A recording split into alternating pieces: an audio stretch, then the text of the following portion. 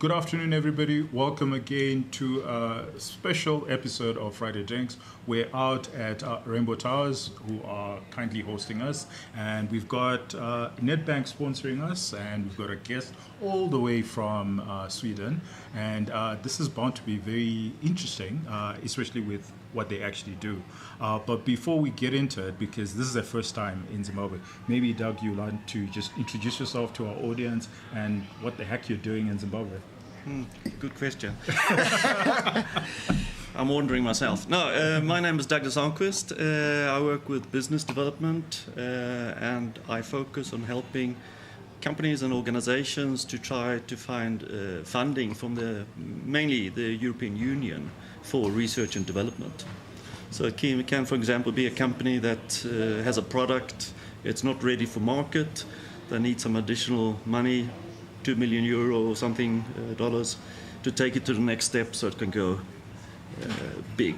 Turbocharge. Yeah. Okay, so you're in the right place, because that's exactly what we're looking for. Okay. Capital. Yeah. So who invited you? I invited myself. No, the Swedish team with the trade department and so on, they arranged a conference in Sweden and talked about the mining opportunities. It's a growing focus in Sweden also, with the rare minerals and so on. Mm-hmm. And then they spoke about Zimbabwe and this event, and I thought, okay, I want to be there, I want to understand what's happening. So in the future, when I get questions and people want help with applications, I know a little bit about it. So that's why I'm here. All right, okay, so kudos to the Swedish embassy in Zim to actually invite people and to do these exhibitions, I suppose, in Sweden, and talk about Zimbabwe and what we're actually doing in Zimbabwe. Yeah, and we're on a visit to the Zim plant yesterday. Okay. Right. Yeah, so down the mine. Underground. Yeah. How did you find it? Personally, a bit scary. Sort of feeling the weight above me. I'm not used to that. I'm not a mining person. I work with all kinds of branches, so I do health tech, med tech. Yeah. So what would you say, the gap is, if there is a gap between the perception of Zimbabwe in Sweden and Europe and the reality that you've interfaced with on the ground in the little time that you've spent here? Is there a gap between the perception and the reality? Yeah, in one way. I think it's the truth of it is, of course, that Zimbabwe is far away. So it's sort of abstract. Yeah. 20 hours later, boom, boom, boom, I land here. So it's far away. That's the biggest issue. When you get here, when you get an opportunity like this to sort of easily come in and see what's happening, then you see, okay, wow, this is, nice environment and opportunities. But it's quite a far step to take. I mean, we have quite a few countries in between which are closer. No, that's that's I think the simple answer. Okay. So what do we need to do, given that we're so far away from Sweden? What do we need to do to ensure that the Zimbabwean story or the African story is as relevant as possible to investors in Europe? Well, I worked a bit with the inward investment and that, and it's, I think, just as Sweden is a small country, we have to choose. We can't go global. We're too small. The United States, they can go everywhere, Russia and China, but we have to maybe choose. Okay, we can't, be everywhere in Africa.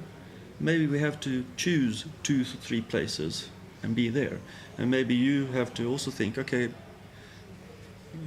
how can we looking at our business, looking at what we want, our focus areas. If it's mining, for example, okay, mining is our focus. Which country should we be in? Which know a lot about mining and have money connected to mining. Okay, all right. I know you've been in Zim for a few hours, and Harare specifically, but what has struck you the most? What's the thing that you're going to go back to your wife and say, Did you know this about Zimbabwe? Or to other investors or to other people? Well, I mean, one of the main things I take with me is a soft thing. I've felt the Zimbabweans are very kind, very, very nice people. I had a... How horrible are the Swedes? You know, like this. No, but I mean, it's really, yeah, I like them. Yeah, that's a sort of base for working with. You like the people. Otherwise, it's sort of steep climb. I won't mention any countries, you know, but there are a couple of neighbours. Oh, neighbours. Yeah, to Sweden. Oh, okay. All right. Okay. Have you been in Africa, elsewhere in Africa? I've been to South Africa quite a few times. Yeah. Short visit in Kenya, but not much. I've been. It's you know. Can you tell the differences between the different countries? No. To be truthful, no, not really. Okay. And then the other thing is, just walk through some of the companies that you've helped to raise money and you've turbocharged to wherever. Maybe give us names. The companies that I work with are small because they're startups. Okay. They're early financing. All right. So the names won't mean that much to you. But for example, one company, the one that we had an application for around $1 million to take them to next step, they're in hydrogen and software. So it's very expensive to determine if hydrogen is a good solution. You have to have a lot of consultants. It's not like wind. You can get somebody and measure the wind, and it's quite easy, quite cheap. Hydrogen is very difficult. This company has, with algorithms and AI, found a solution so energy companies can quite easily say, okay, should we go for wind or sun, solar, or maybe hydrogen or combo? And they're targeting it. And hydrogen is very interesting because it's possibly the best way to save energy. Batteries are very expensive, you know, but hydrogen, if you can take energy, turn it to hydrogen, then you can store it. Okay, phenomenal. And maybe speak to the startup culture and the ecosystem in Sweden. What is it like, and what could we pick up on here in Zim if we want to have the equivalent? Because what we know of the Swedes is a lot of your entrepreneurial Skype and a number of your entrepreneurial companies in the late 90s, early 2000s. There was a real boom. Yeah. And could you just speak to that ecosystem and what we could pick up on, especially here in Zim? I actually can't say much about what you have here because I don't know. Okay. I can tell a little bit about what we have in Sweden, and it's quite a developed system to catch startups, where you have incubators. All the universities have their own incubator, and there are some non-university incubators which try to catch, and you go there and pitch, and you tell them, okay, this is my idea. And they say, maybe not now, come back a year, or they say, this is really interesting. Then they take you in, you get a desk, and you got a lot of experts, patent experts for free, business development experts, financing, business angels. So you get a boost instead of trying to find your way there, and everybody has to do their own trip and learn. It takes time. Yeah. Here you have experts, they know the road. I say, okay, your next step should be this. So it's easy to just plug in. Yeah. And what's it like for the entrepreneurs? And I'll tell you where my interest in this lies. It's when I think of entrepreneurs anywhere in the world, the thing that they don't like is these competitions, these entrepreneurial competitions. They like to do things on their own. And they try as much as possible, because they think that they're the unicorn, and they don't like being around people. So how do you ensure that you can have those quirks, but you can still be part of an ecosystem that can help you and turbocharge to the next level? Yeah, I think the core message there is that it's almost impossible to do it alone.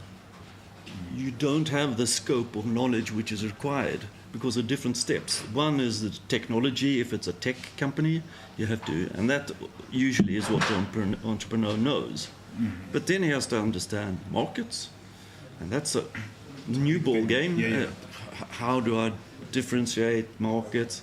Product development, how do I sort in different products for different customer clients and groups? And then you have the whole financing. Okay, how am I going to raise $10 million to get to where I want to be in 5 years? You don't know that. So it's a very, very difficult way if you're going to learn all those things by yourself. Okay. So if I can pivot a little bit, one of the things that we know about Sweden and Scandinavia in general is that these are countries that were resource rich, they exploited their resources, they became developed, and they have really high taxes and this huge welfare state, free education, free healthcare. And we like to argue about, because we're ardent free market capitalists. Yeah. Cool. We don't believe in 90 states, but you actually live in one. Yep. Yep. That's in Russia. So what's your take? Do you, when you're taking care of your tax bill, do you feel like it's money well spent and that this is a system that actually works well for you, or you'd rather live in a more capitalistic system where the state is less involved in your life and your tax significantly less? Yeah, I mean that's an individual question, and every Swede you ask. My wife, she's far right. She said, I don't want to pay any taxes. What am I getting for my tax money? That's my wife. What are you doing there? We need your wife. Sorry. But I'm a little bit older than her, and a little bit, I think that's an age thing also. When you get a bit older, you say, oh, the security is good, I have this to fall back on, I get my pension. And so there's also an age difference there. But otherwise, it's some are, I can do this myself. And some are more, okay, let's do it together. So there's, we are quite, all Swedes, they try to move in the same direction. Americans, they're like this, moving all over the place. But so the most of us are a bit more do together. And it works fairly well. Okay. A follow-up question to that is when you look at household debt levels, Scandinavian countries have got some of the highest household debt levels compared to elsewhere. How do you reconcile that? Is that a tax shield? Is that something that you're actively doing as a tax shield for yourself as an individual, or is because the government has taken so much money off you, you have to borrow so much just to survive? No, I would say that this is not my expertise, but the big part of this loan is for the housing. Housing is expensive. It costs a huge amount. If you the young people now, going out, it'll take them 40 years to save for a house. So you have to borrow, and the tax system has also made it a bit cheaper. You can deduct the interest rates and so on. So we're in a sort of box where, as long as the prices don't go down, we're okay. If the housing prices were to go down substantially, we'd have a problem, because we'd have loans like this and a house worth this. So the producer's already telling us that we need to round up. So final question around entrepreneurs and startups, because this is a running question that we have in our ecosystem, especially around startups. And I think this will be very useful to our audience. In terms of core founders, what have you found in Sweden, or just in your understanding? Is it better to get together as friends, or to actually start on your own and then just buy skill set, or to get together with people who are not your friends but who are skilled. What's the best way of, starting a business? I'd say, for personal choice, friends, but with a strong contract. Even if you're friends, write a contract. What happens if we're not friends anymore? And have that in place. Why friends? Why do you think it's necessary to start up as I think it'll be more fun. And that's part of it. I mean, if you're not having fun building up something which you really want, what's the point? I want to have fun and earn money. That's the combo. Okay. And then the contract, what are some of the salient features that would be in that contract? Well, the most important is what happens if we're not friends anymore. If you have a fight, how do you resolve conflict? Yeah. I mean, okay, well, if we have a falling out, it's 50-50 for two. Or if we have a falling out, I don't want, then you have to buy me out within 6 months. You can formalize those things. It's not... Yeah, sure. Agreement. Yeah. Okay. What's my interest if something happens? So something, because it's that's what you want if you aren't friends anymore. No, it makes sense. No, thank you so much for making time for us. We appreciate it. Thank you. And we hope to engage you again the next time you're in this part of the world. Yeah, we'll talk about wives that time. We shall.